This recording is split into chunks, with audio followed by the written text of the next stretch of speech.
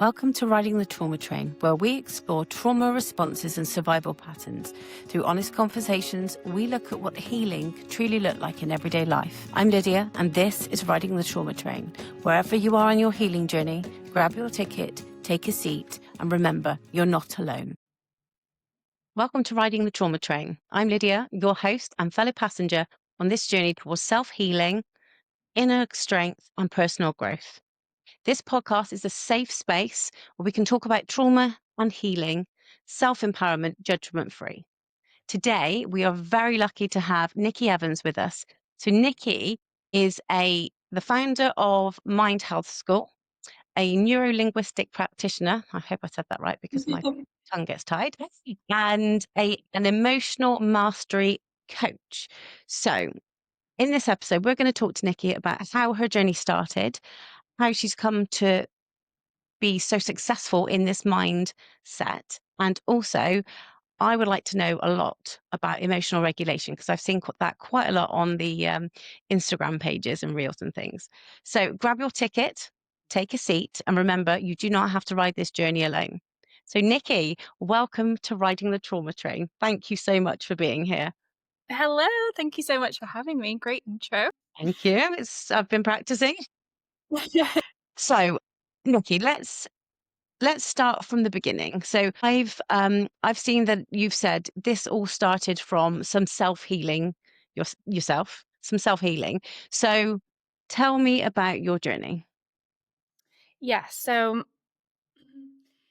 I I remember when I was late teens feeling like I had this frustration, this snappiness, this short-temperedness, and it was very obvious. I could see how I had this kind of short temper with my friends, with my family. There was also a few other people around me that also had similar habits and behaviors. And I just remember thinking one day, like, this isn't normal. This isn't like, a lot of my friends don't have this. So something's happening, but no one was really calling me out on it. No one was saying, like, hey, what's going on? What's wrong? And then it was a few years after that where I was on the train actually going back to university from Manchester to Leeds, and my phone battery died. Earlier that day, my mum had given me the book, The Secret, and she said, read this, like, you'll love the book, you'll love it.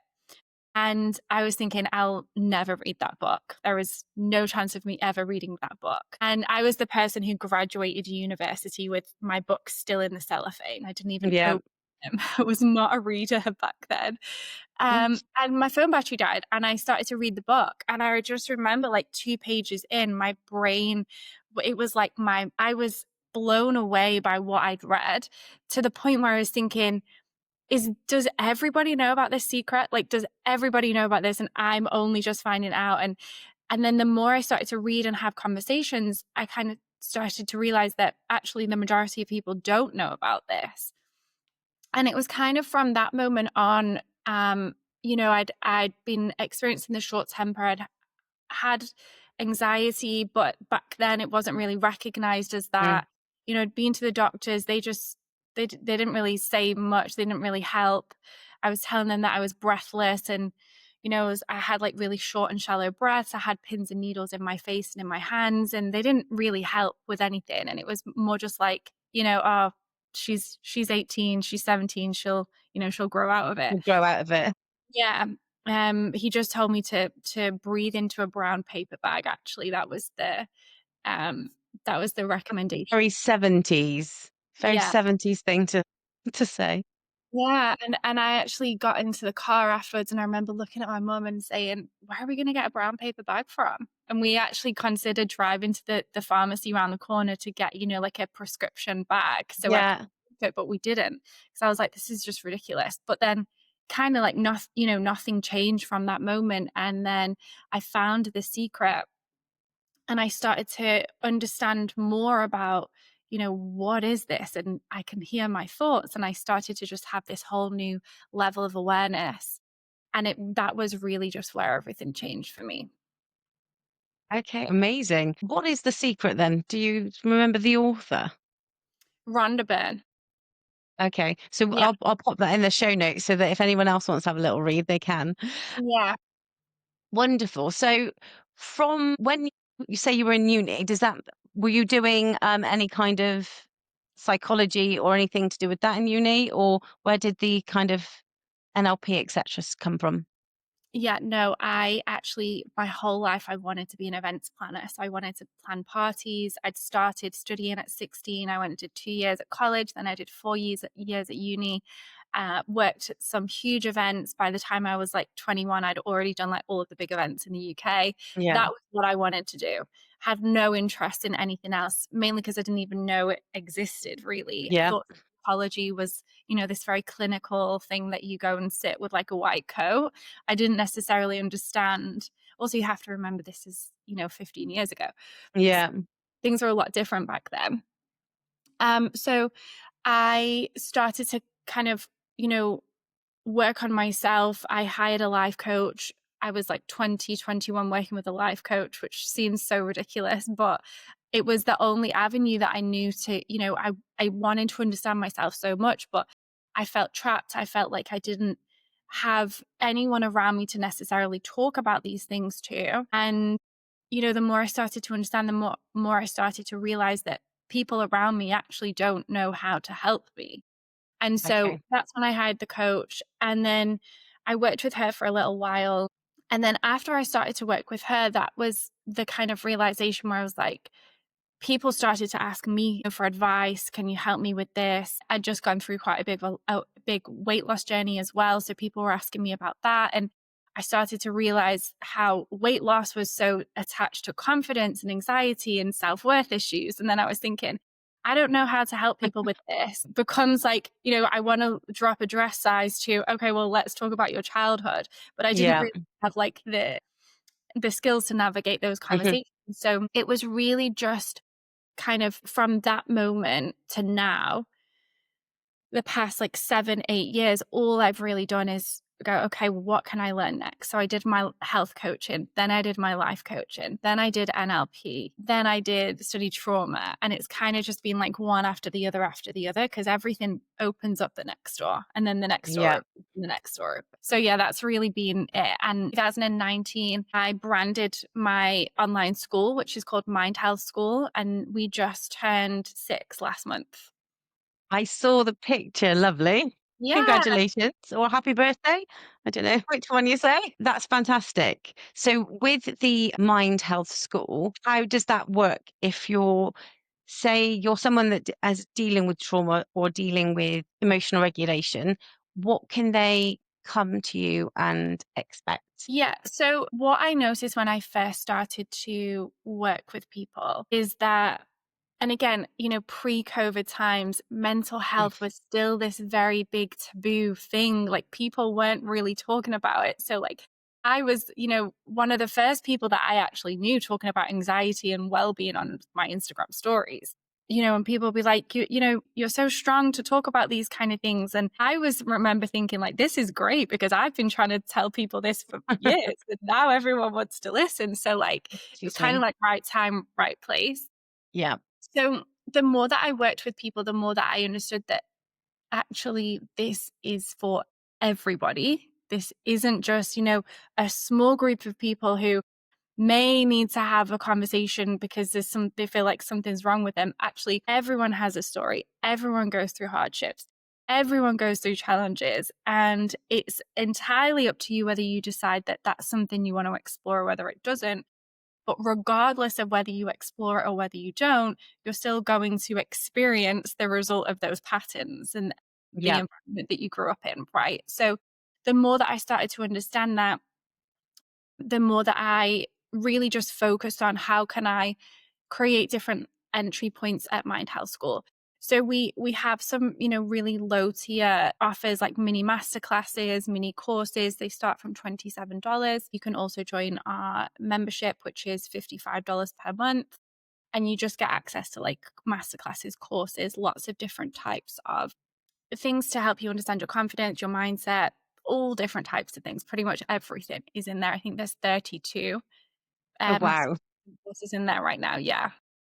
That's amazing. My library that I've been building for the last 6, 7 years. And then my one-on-one coaching is separate to that. So again, like the type of people that come in, We have people who are, 16, 17, 18 years old who were just absolutely desperate to understand themselves more, all the way up until, I coach multimillionaires with 7 streams of income who have spent their whole life building, building, building. And then they're like, I've got everything that I need and I'm not happy. So what's Yeah. going on? Who am I?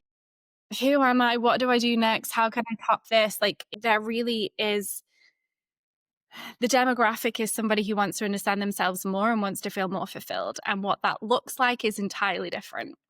Yeah. And that makes sense because even somebody that has experienced what's labeled as the same kind of trauma, Mm. their actual experience and their outcome may be completely different. So everything needs a different approach and a map, I suppose, or a different blueprint because everything's no in and no out is exactly the same.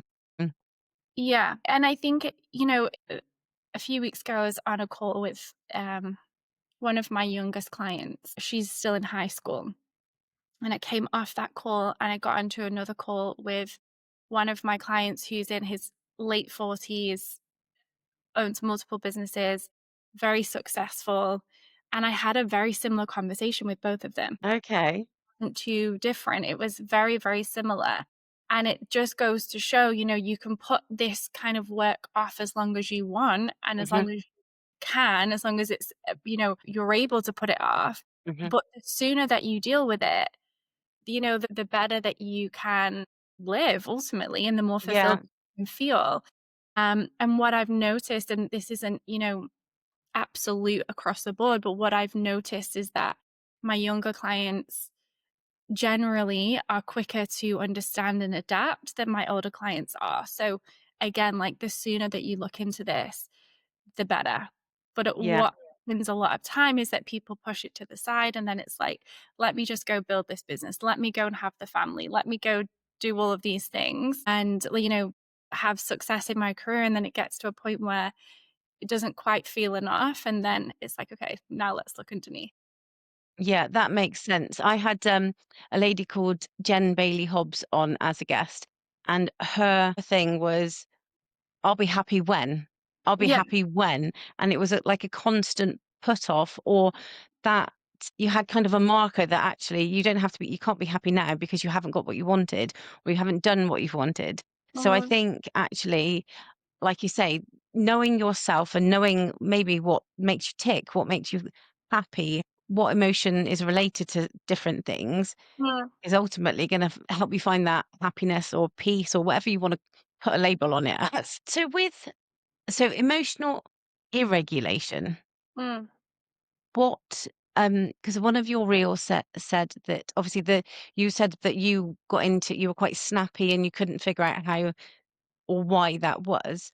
How would the emotional regulation and be linked to unresolved trauma?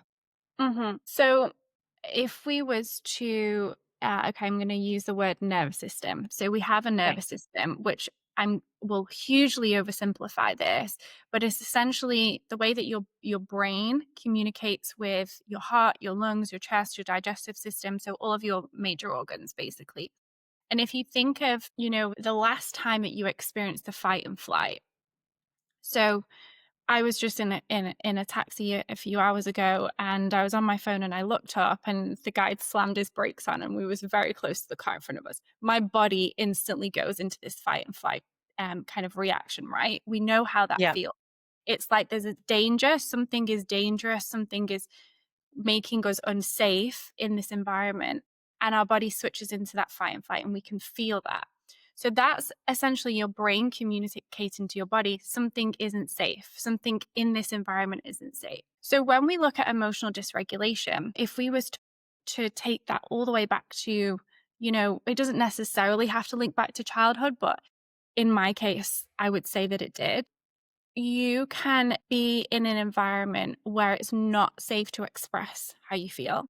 It's not safe to have, communicate your emotions. It's not safe to be angry because you're told, stop being hard work, stop being naughty, Mhm. basically your emotions are ignored.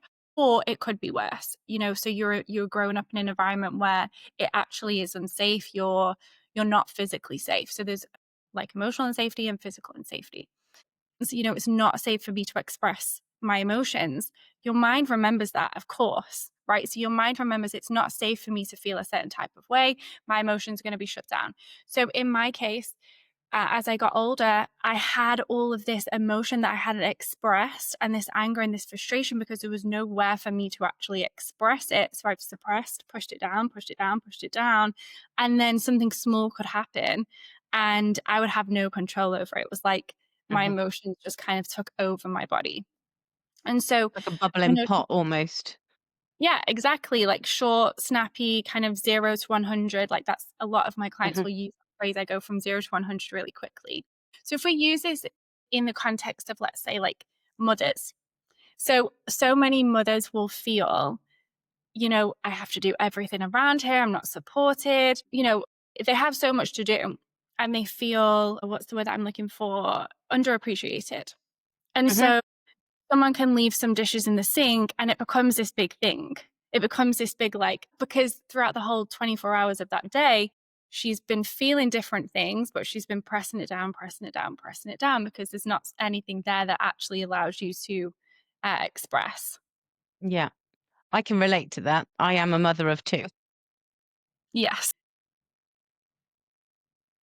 It's really interesting because I think, like you say, even if you haven't been through trauma, like life is so busy. And even if you've not got children, like we are in a time and in a culture where everything is go, go, go, go, go, go, go.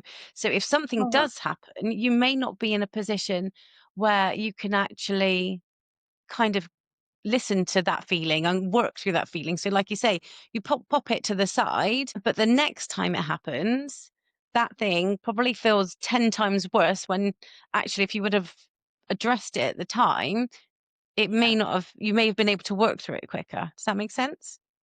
exactly. It's exactly that. And because many of us, the majority of people were raised back then, and that, not necessarily having that space where it's like, oh, you feel angry. Okay, let's talk about it. Like, let me understand more about why you're feeling that way. And actually, what it was, we don't have time for this. Stop being naughty or whatever it is. Start being hard work. So a lot of us have grown up just pushing those emotions down. And, let's look at it from a different angle. Um, in the sense of where a child actually didn't feel safe around their parents, what that can create over time is that my emotions aren't important. Other people's emotions are more important than my own. And then they grow up to be people pleasers. So everybody else's emotions are more important than my own. So you actually stop listening to how you feel and you don't even notice that you're feeling burnt out or tired or stressed. Put everybody else's needs before your own. And then it's only a matter of time before that resentment starts to build. The resentment Yeah. builds up. It's to kind of show up in, small little things with your partner or with your kids. And then that can actually become really damaging to your relationships. Hmm. So there's so many different ways in that emotional suppression can, there's only a certain amount of time that we can do it before it comes out. Yeah. We also see it with, with children who will mask at nursery or at school and that they're absolutely perfect children, and they come home and they can't do that anymore. So Hmm. it's the same as adults. Sometimes we can see, and I know I've certainly seen this, where it's people who are running businesses, managing teams, very senior roles. And then you get a snippet of what they're like behind closed doors, and it's completely different.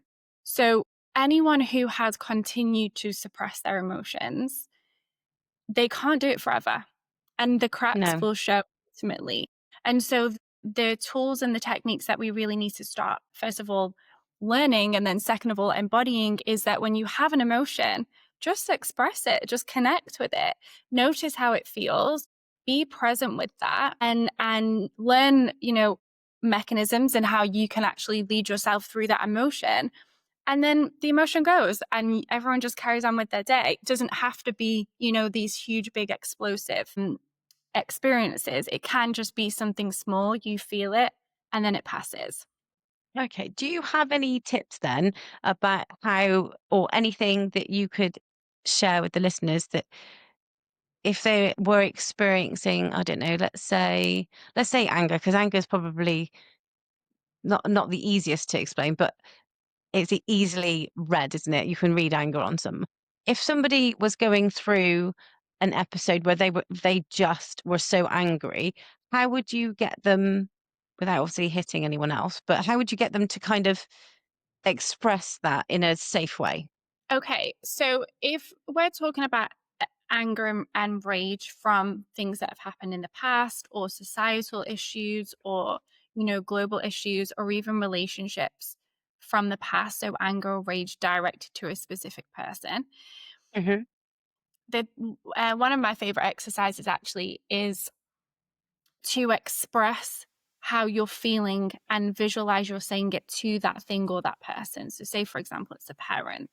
um you can put yourself in back into that moment of where the rage or the anger is coming from. So maybe it's a specific conversation, maybe it's a specific memory or a specific time frame in childhood. So 7 years old, 8 years old, and just express, get it out, allow yourself to feel, allow yourself to no filter, just let yourself express exactly how you want to say it. A lot of the time, healing and letting go and moving on doesn't have to include the other person or the person who's caused you harm. Oftentimes, it really is just feeling how you felt, expressing, and doing that as many times over and over as you need to. So sometimes, you've suppressed it so much to the point where you feel like you don't have anything to say. You feel like, oh, it's done. It's in the past. It's not important. And I have heard this so many times where it's like, I don't really know what I can say. And then you open up that door, start with, I resent you because, very simple 3 words, I resent you because, and then just let it flow and just Yeah, keep, you can either say it out loud or just keep writing and writing and writing. that was going to be my next question. Yeah. And then, yeah. So I do not recommend you doing this with the person that created the anger or the rage. Yeah. Absolutely not. You can write it down, or you can say it out loud to a friend or in a session with your therapist or your coach. And what you'll notice is that the emotion comes back immediately, and that's good. So most people want Okay. to get away from the emotion, but that's if the emotion can come up at the discussion of it or of the thought of it, that's a sign that it's there and it's waiting for you to address that Okay. that feeling. Allow yourself to speak or write, feel that emotion, and just let it be there. And then, you might find that if you sit in that for like 5 or 10 minutes, and either is going to start continuing to grow and grow and grow, in which case you've got more to say, you've got more to address, maybe move on to a different time or something else that's really triggering you, because oftentimes it's so layered. And then the next step after that, and again, there's no rush for this at all, Mhm. because healing isn't linear. It doesn't have to go from rage to acceptance to forgiveness. It absolutely does not have to go there. You can go from rage to anger to frustration if you want to, but you're just trying to move that emotion or that energy to become something that is actually useful and resourceful for you, instead of something that's like debilitating or Mhm. extremely triggering. That is very, very helpful, because I know there's a lot of people that they suppress anger in a way that sometimes they're just silent, and actually they're almost like a ticking time bomb, Yeah. and you can see that they need to get that out, but there's nothing to get out. But I think those 3 words, I resent you because, amazing. Because the word resent also is not I hate you because, it's a different kind of Yeah. spin on it, I suppose. Yeah, and oftentimes the people that we have the most anger to, or the most rage towards, are people who are incredibly close to us or have been Mhm. incredibly close to us, because that's how they've managed to hurt us so much. So it's not always, as straightforward as someone's hurt you, so now you hate them. Mhm. Oftentimes the people that you hate are the people that you love the most. Yeah. So people that you want to love the most, you want them to love you the most. So it doesn't make sense to go, I hate. So my recommendation, if we was to do this exercise in its entirety, is I resent you because, and you allow yourself to express as much as you want. And then you can say, I accept you because. And again, that doesn't have to be extremely positive. It doesn't have to be, I accept you because you were great. It can be just be, I accept you because this is who you are and you aren't aware of, your patterns or your trauma. So it's allowing you to just move into more of an acceptance place. But I also will say that that doesn't mean you're going to stay there. It just Yeah. means that for a moment in time, you can move to acceptance and it will almost like change the frequency of how you feel. And you generally will feel some element of relief at that point. And then, like I said, if you feel ready to go into a forgiveness, I forgive you because. But if you don't feel ready to do that, just stay in the acceptance. But just know that you can come back to this over and over and over again. God forbid anyone ever went into my notes app on my phone because there's a lot of I resent you because I, when I first started to do these kind of exercises, I would go into heavy things that happened earlier in my life. But now I've got to a place where I can just actually do this really quickly, like in Yeah. between conversations, or I'm like, just something that I don't want to say Just out loud because, we don't need to be in conflict every second of every day. yeah. But it just allows you to just process it. It feels like you've got it off your chest. And then, then you move on. And it's also we're now in a time where if we really wanted to, we could do it in a voice note. Like imagine actually getting that out and verbalizing it into a voice note. That would be not to send to anyone. We got voice No. memos on the phone now, but Yeah. it's I think the empowerment to me, writing. I love writing, but writing is more of a cathartic and a more of a happy emotion. So Yeah. I think I would be a verbalizer. Mm, So, but it is interesting because I think with what you were saying about us growing up in a time where actually what we say or what we don't say could be a product of our environment. Whereas I was brought up in a quite a violent. What I look back now, I didn't know it at the time, obviously, mhm. but it was a quite a violent household. So we kind of did learn not to say anything. We Yeah. did learn that nothing was ever kind of spoken about. And do you know what? I cannot actually, thinking back, ever remember being angry. And if Yeah. you actually talk to people that knew me when I was a teenager, there was never the old oh yeah, she was a great teenager. I was thinking Mm, that's probably because I didn't ever say anything and I didn't ever express what was going on inside. So that's a yeah. really, really interesting concept to me. Yeah. So, eh, um, remember earlier how I was saying your nervous system, your mind is communicating with your body and you're constantly learning patterns. So Yeah. you're born into this world with no consciousness, right? And you go through and you learn how to walk and you learn how to talk, but you're also learning about who am I? Who is that person? Who is that person? How do I show up? What and the main thing that's happening in the back of your mind is what is the safest thing for me to do? How do I Mhm. protect myself? So if you think about, we've all done it. Your parents told you to not do something like, don't touch that, it's hot, but we touch it anyway. But then Yeah. we don't do it again because we know, okay, that's hot and that's what she means, or that's what they mean when they say don't touch it. So we learn. And it happens with emotions. So, if you have this big, I don't know, let's just say if a child has a big like tantrum, and the result of that is they go home and they aren't spoken to for a whole week. And, they're not invited to sit at the dinner table or whatever, and they get punished as a result of that. Do you think that child's going to do that again? Probably not. Mm, So no. if a child experiences punishment specifically with, emotional withdrawal or the withdrawal of their love, or case you mentioned that there was a lot going on in your household, but there wasn't a reaction from you where it's this big, angry, explosive Mhm. reaction. It makes sense because if you must have learned at some stage that the best way for me to exist in this house is for me to just keep myself to myself. Hmm. Yeah, and it does make sense Yeah. completely. Wow, that's so interesting.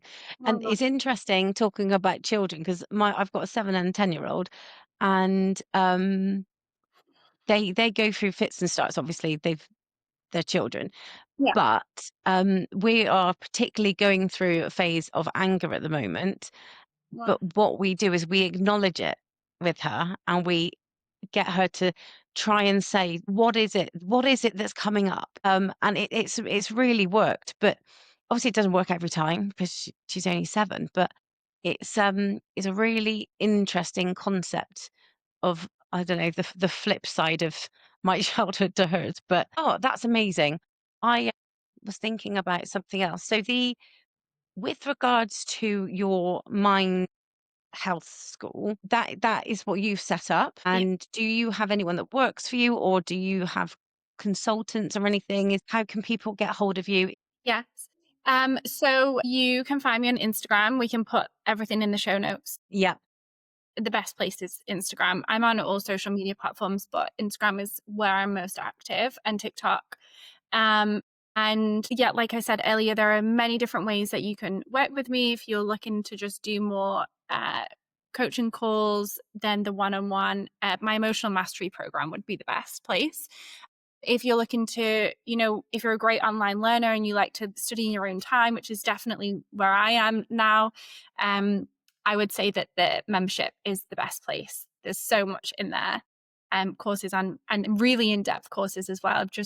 We launched one a few months ago called Emotional Freedom, which is all about emotional regulation, understanding your nervous system, your patterns, really really, really understanding how your nervous system is programmed so you can have more control over your emotions in your relationships and things like that. So, yeah. And in terms of, uh, do I have anyone who works for me? So, all of the courses are just me.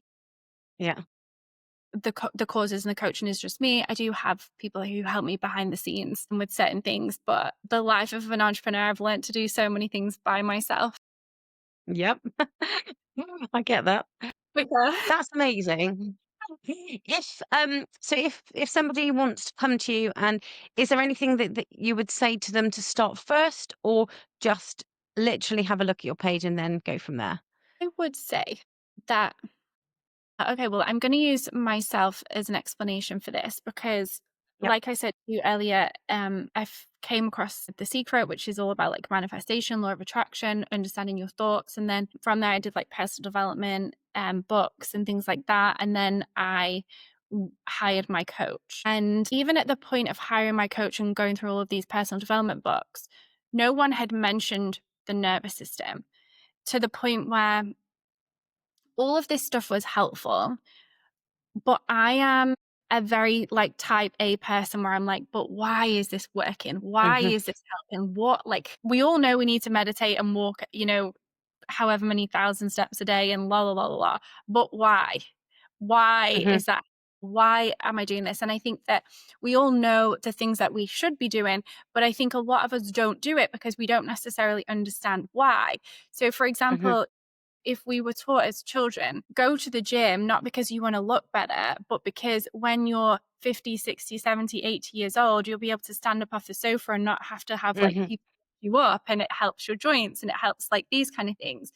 Like, this is why it's helpful. So if you do this now, later in life, it's going to benefit you in this way.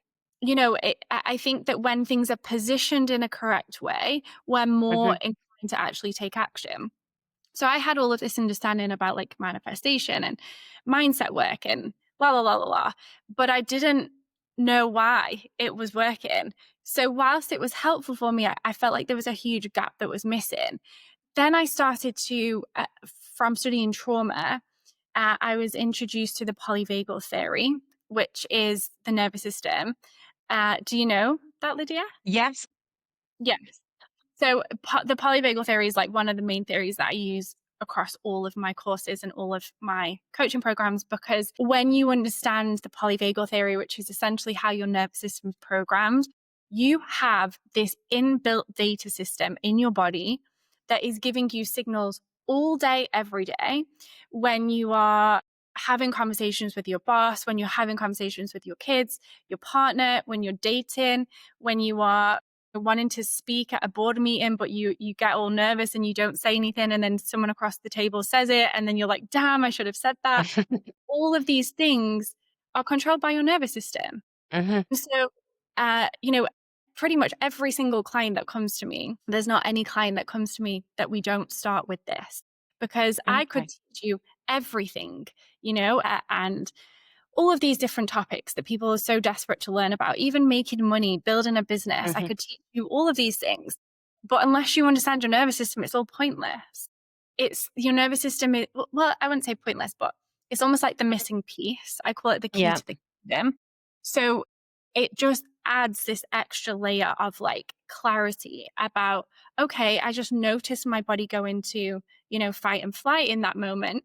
Why is that happening? What was the trigger? Let me understand that a little bit more. So now I've got the awareness, and now I can start to reprogram that trigger. So then the next time it's not as controlling, or it's not as, I don't experience it as the same that I just did.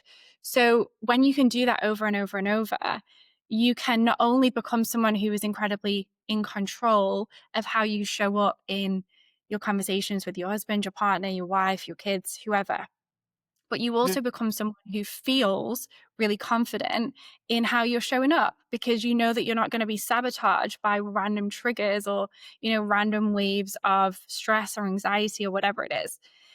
So it really is the root of you having successful businesses, having successful relationships, making lots of money, having, successful relationship with your kids, all of these things. So my number one recommendation would be to learn about your nervous system. And yes, you can do that in my membership.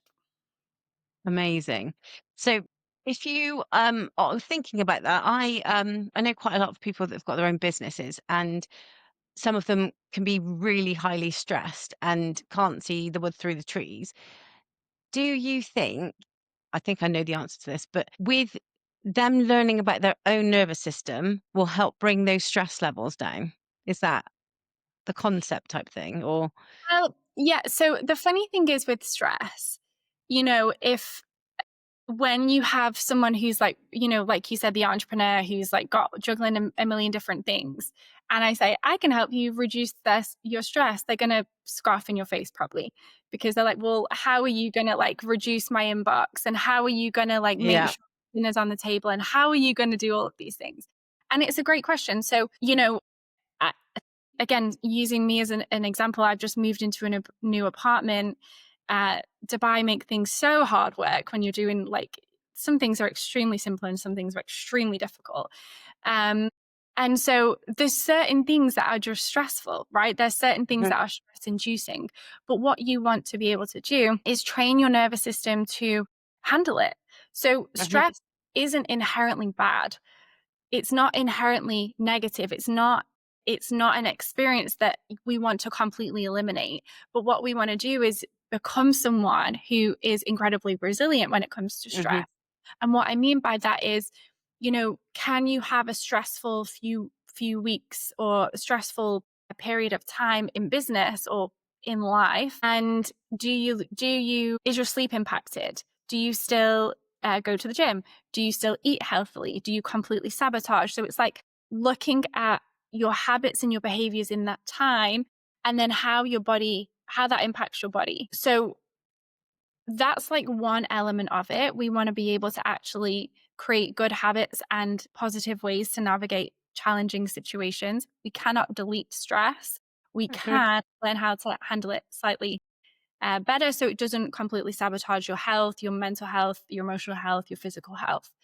Um, and I would say, like, the other side of it is that uh, I use this example quite a lot, where it's like, again, let's use motherhood.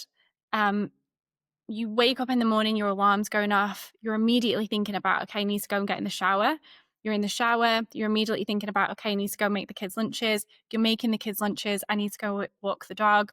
You're walking the dog, okay, I need to get home and do the school run. You're on the school run, I need to go do this. So your Yeah. mind is never actually in the moment. Then Hmm. there's traffic. Then there's your phones going ping, ping, ping, ping, ping, because someone at work needs to get your attention. And so you're never actually here. You're always over there or over there or over there, or, your brain's somewhere else.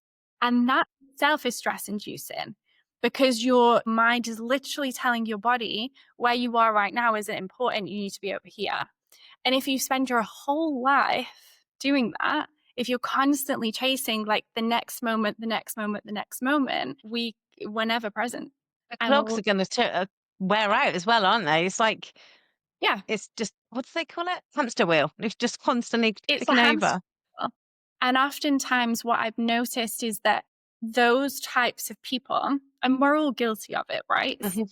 possible to be present 100% of the time, but it's about intentionally attempting to be in the moment.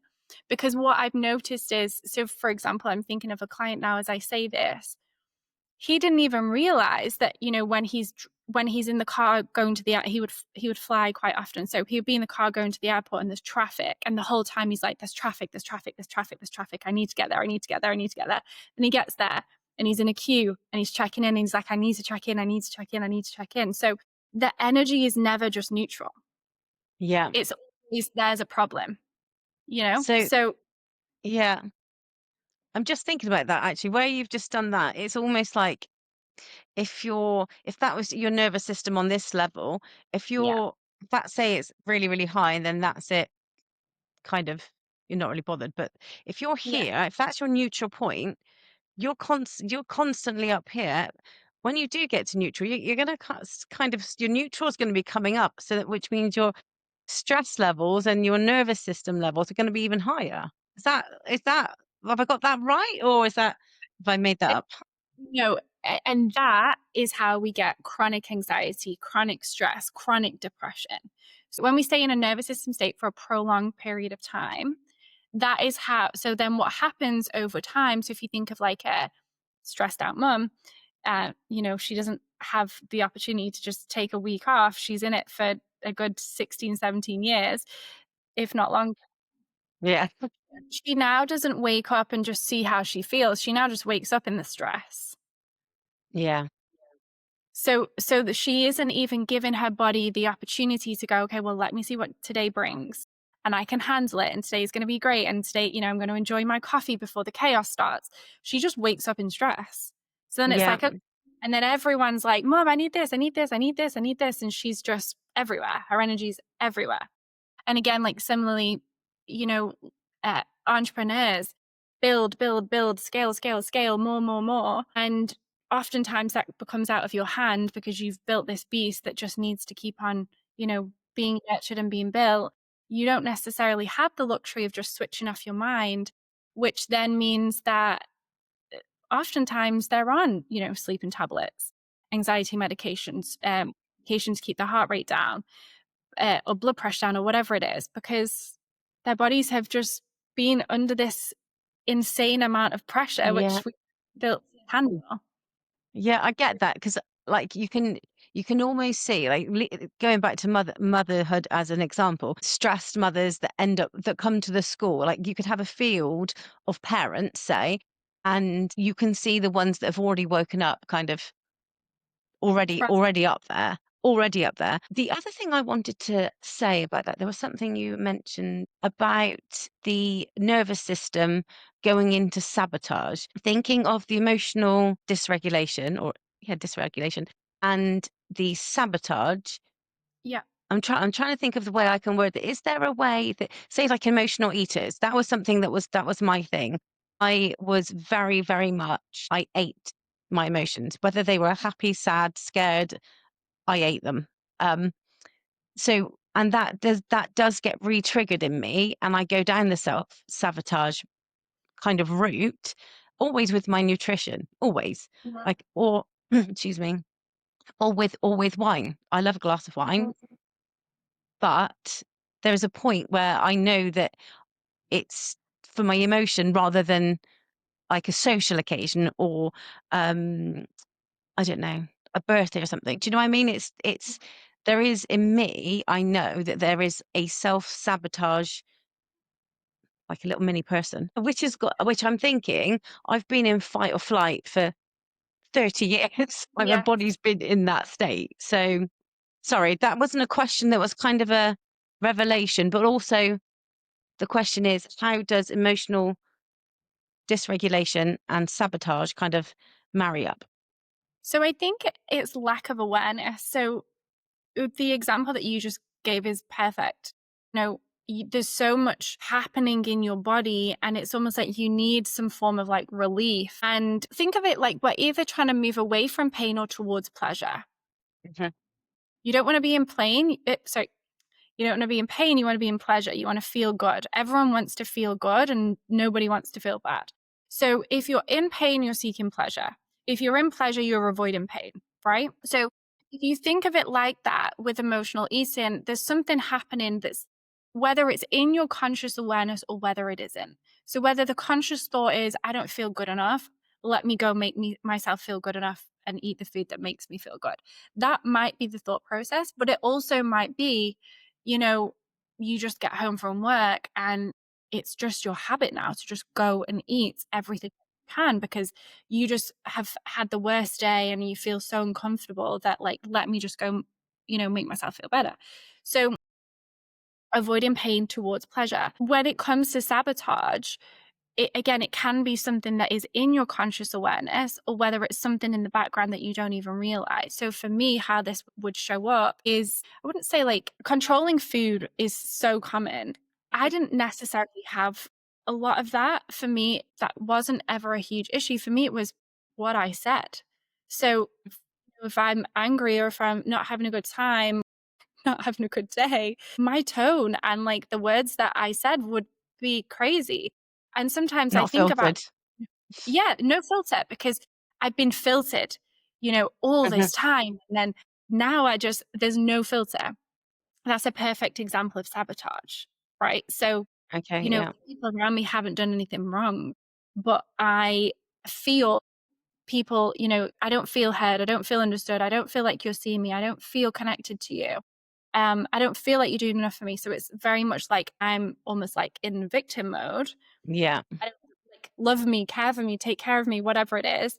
And I didn't feel that. So I'm just like, it's like you heard of the fuck it button. Yes.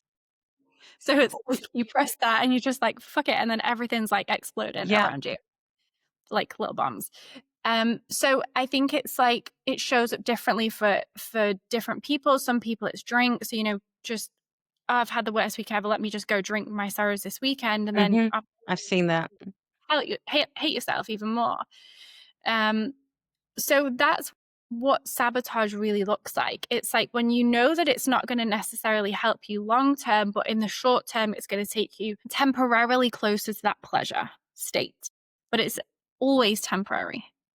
And then the pain comes because you've you've done Yeah. what you didn't wanna do. Yeah, Yeah. honestly, that I can completely and utterly resonate with that. It's about gaining my power back in my body, but the nutrition is still there. I'm still going down that self-sabotage route. So it's definitely ironically, given me food for thought. Yeah, well, here's Um, what I would say to you in that aspect, if I can. yeah, yeah, absolutely. I'm quite happy to have some input. Yeah, so look at the pain and oh my gosh, pain and pleasure, not the Plain. plane. The pain and pleasure. Look at the pain and pleasure. So for you, there is some deep connections between the food that you tend to go to and pleasure, but it's temporary, right? Mhm. So Yep. let's look at that and look at what actually is the pain, and almost like maybe you can even write the list. What actually is the pain and what actually is the pleasure, but look at it from a zoomed out, like long term lens instead of like Yeah. momentary lens. So go macro and micro, like think of those as like two perspectives. Um, I talk about this all the time because so often we're like micro. We're looking at like tiny Mhm. little things. So it's like you get home from work, you're tired, you just want to binge or you just want to like grab the Mhm. bottle of wine, whatever it is. That's micro. But look at it bigger, go pain and pleasure. Said it right that time. And make a list of what that actually looks like. And over time, and put it on your fridge, put it on your phone, like as the background, whatever. And over time, what's going to start happening is you're going to start to develop these new patterns and understanding more about connecting the new pleasure and what that actually looks like. Love that. Love, love, love. It also gives me an excuse to go and buy a new notebook because I do love a notebook. Amazing. That's really insightful. Really insightful. And I know that lots of people listening will be able to relate with the whole food issue. Yeah. Okay. So I think if you can tell me what's your Instagram and your website, I know we'll put it in the show notes, but just in case someone's not Listening. writing down. Yes. So Instagram, Nikki, Nikki officially.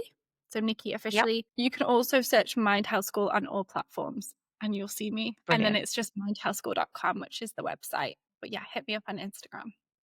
Amazing. I do just have to, I've got your website up here and I got to read one line because it hit the nail on the head. It says, if you're looking for traditional coaching, this isn't it.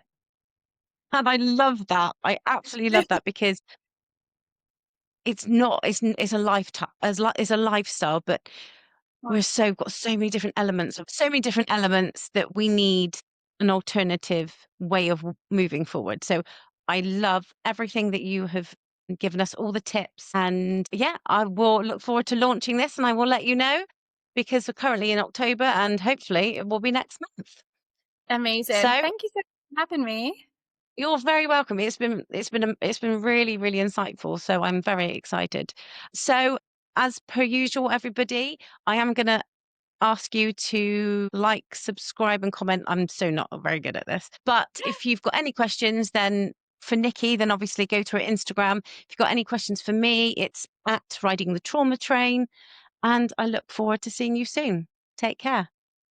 Thank you so much for joining me today on Riding the Trauma Train. I'm Lydia, and I feel privileged to share this space with you. No matter where you are on this train right now, whether it's in survival mode, slowly finding your feet in recovery, or maybe it's somewhere in between, remember you are not alone in what you're feeling, and you do not have to travel this journey by yourself.